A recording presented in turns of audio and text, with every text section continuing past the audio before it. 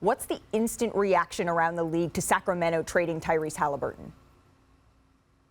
Stunned. Tyrese Haliburton was stunned, Malika. The league is stunned at this trade. And the fact that he was even available. I think there were a lot of teams who thought if we knew we could have gotten Tyrese Haliburton, we would have been really knocking at the door in Sacramento. We'll talk about it more later, but this is a move.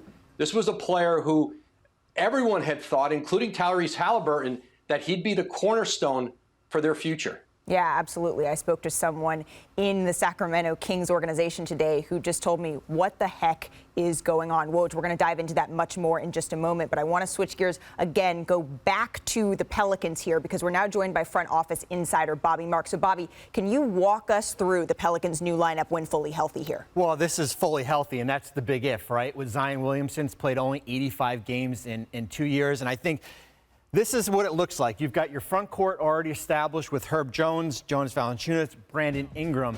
The big questions, though, for New Orleans is, right, all about Zion. If he stays healthy, what is the upside of this lineup? You get a player like CJ McCollum back, New Orleans 26th in three-point percentage, 38 this year. Here's the big thing. Next year, they already have 13 players on guaranteed contracts.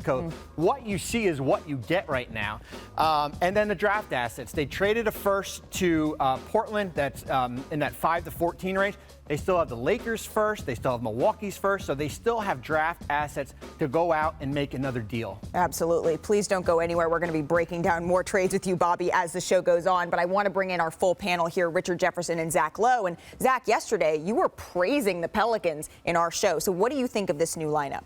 I think it's a very offensively potent lineup. I'm worried that Herb Jones is going to have to defend everybody if we ever see that lineup. Look, this is a win-now trade for the Pelicans. They gave up real stuff. Josh Hart's been a big part of their team this year on both ends of the floor. That pick matters. It's a little bit rushed given their status in the league, but you can understand they're desperate to make the play, and CJ McCollum's a good player. He addresses their needs. I like it. I don't love it.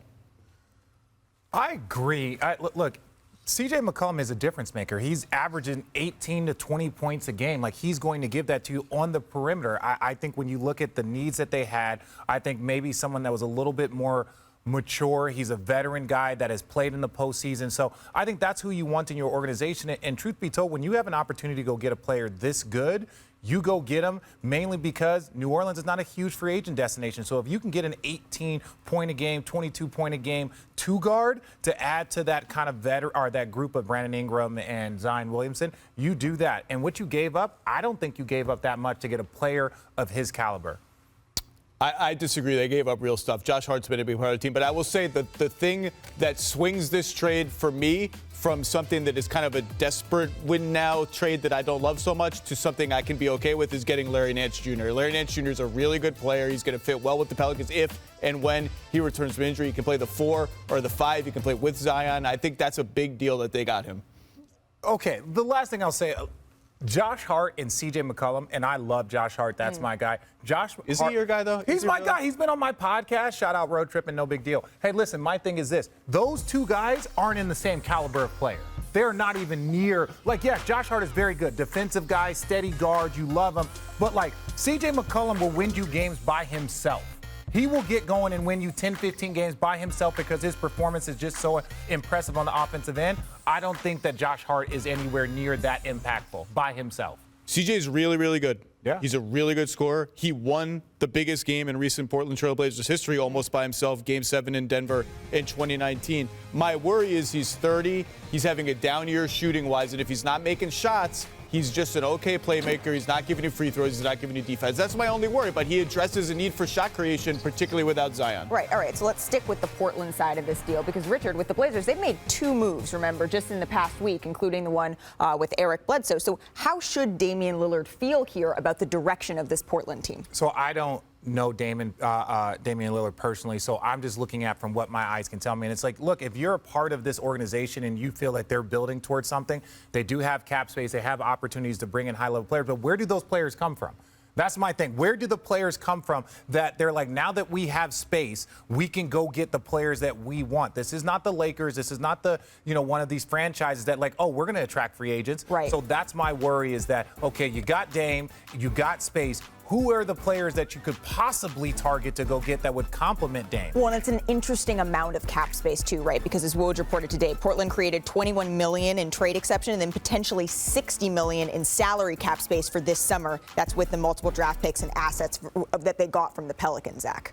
Yeah, but like RJ said, the last time the Blazers had cap space, they ended up signing a bunch of guys to a bunch of deals that they had to pay to get off their books with draft compensation. So it's not a free agent destination. But I will say what Woj said before to me is accurate. They don't do deals like this without sign-on from Dame. Like, Absolutely. Dame knows what's going on. This idea that, oh, my God, now he's going to ask out because he's watching all this unfold, like, that's not true. Well, and certainly knowing the relationship that Damian Lillard and CJ McCollum had. I started my career in Portland and got to see them kind of build this from the ground up. It is incredibly difficult. Actually, it's impossible to imagine that they hadn't had a conversation about this before it happening. You're looking confused, Richard. You started your career in Portland? I How many did. jobs have you been on more I have teams like a than I cat. have? I've had like 9 lives. Oh my It's a God. very weird situation. I do think Joel Embiid sums up how we all felt in our newsroom today when he tweeted, "This is wild," and we're going to be covering all of that wild as the show continues, including diving more into the trade between the Pacers and the Kings. Thanks for watching ESPN on YouTube. For live streaming sports and premium content, subscribe to ESPN+.